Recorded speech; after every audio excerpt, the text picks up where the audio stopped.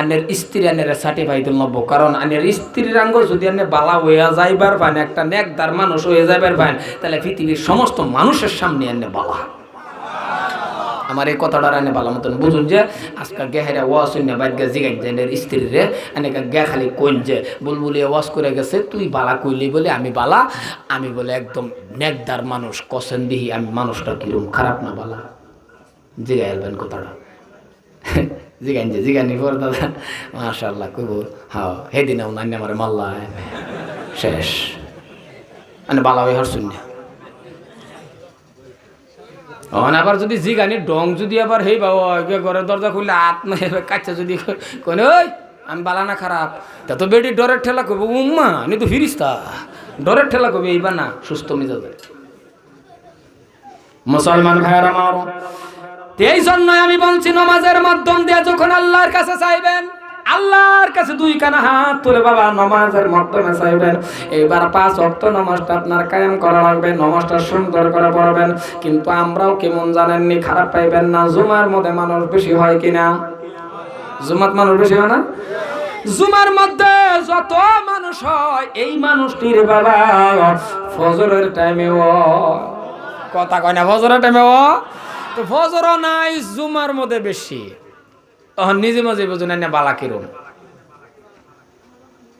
আন্য বালা যে কিরম এটা এখন আন্যের আমি অত অত অস করবার দরকার না, নিজে বুঝুন। ফজরের টাইমে নাই মানুষ, জুমার টাইমে মানুষ আছে, তো দোয়া কিবা কবুল হইব। যাও কিছু মানুষ মসজিদে যা তার একজন দাঁড়ালে ধরে 10টা মিনিট টিহে না, কোন সময় খালি বার হইব হাসানা কথা যুন তার শরীরে মিরহিবে মানুষছে 1-2 মিনিট সময় যদি ইমাম সাহেব খালি একটু দিক সিদিক করে ইমামের লাগে করে, মানে এমন একটা পরিস্থিতি ইমামের লাগে করে।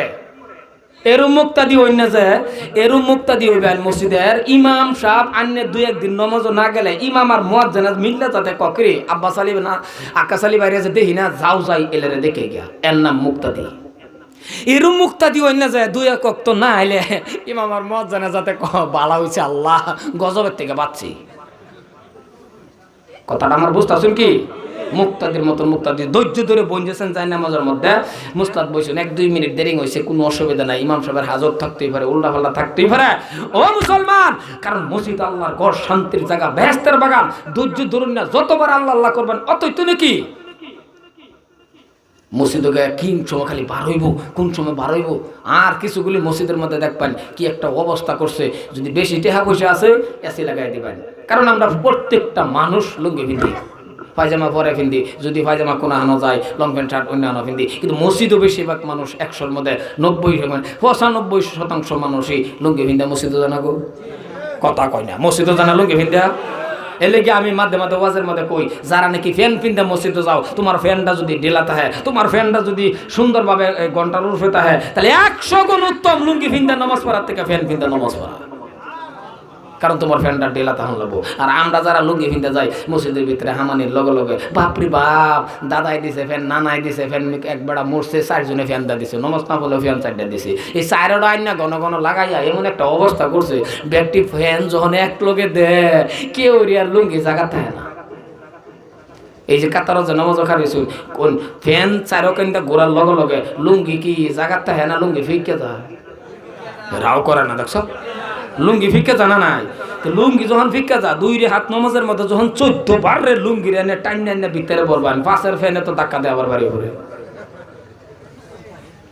তো নমাজি ভারতাছুন 2 হাত 4 হাত, এনে যদি 20 বার লুঙ্গির লগে আনে ঠানা মানা করা লাগে, কেন নমাজ খারিছুন 10টা মিনিট 1-2টা ফ্যান দেহারা জেনতেন করে ফ্যান দেহারা আমার মাহবুবরে সিজদা দিবেন, আমার আল্লাহরে সিজদা দিবেন, গরমে মইরা যাবেন, প্রেসার উঠে পড়ছে মাথা,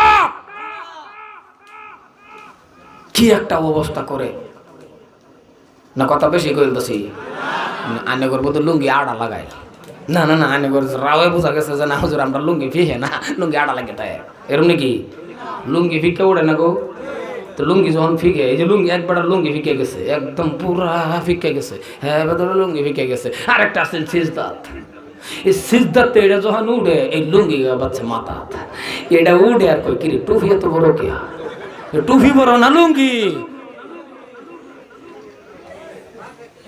অবস্থা। আরো কিছু মানুষ আছে দেখবেন আগের কাতারও খারে হেরা 1-2টা মশায় তার ঠ্যাঙ্কের মধ্যে একটু আইসে না আইসে, ও মা লুঙ্গিতে বাড়ি মারে, বারে না আগের কথা কতক্ষণ পারে না, লুঙ্গিতে এরকম বাড়ি মারে। এই যে বাইরা বেরিয়ে করুন, আল্লাহ না করুক, আল্লাহু আকবার, এই যে লুঙ্গিটা যে বাড়ি মারুন, বটরে যদি লুঙ্গি খুললে তো কি অবস্থা হইব। মাছটা কি একটা মশা আইসে না আইলো কে আলবো, মশা খাই আলবো, ওরাও করে না, মশা খাই আলবো। আনেন আমার মা পুত্রের সিজদা দিতাছুন, আনেন আমার আল্লাহর সিজদা দিতাছুন, মশা একটা আইসে আইসে হরায় দেন, আত্তাহিয়াতু লিল্লাহি পড়তাছুন, মশা আঙ্গুলে মাথাত বইছে জেনি বইছে আস্তে করে হরায় দেন, জাগবা উমা হরায় দিব। হ্যাঁ মশারে দেখে হাতে এত বাদ দিছে, বাদ দাই এম ধরছে বা নমজ এ রুম জুড়ে সর মারছে, লগদা যার একটা আসুন হেডা আবার হাতে এত বলেছে।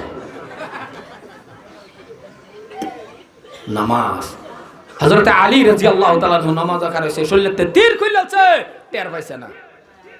আর আমরা বলো একটা মশা আয়া ঘুরে যাইবার পা, বহু আড্ডা কোন ঘুরে যাইবার পা, নমাজ থই আই মশার এমন জোরে সরতে, মশাও কই গেলাম রেডা।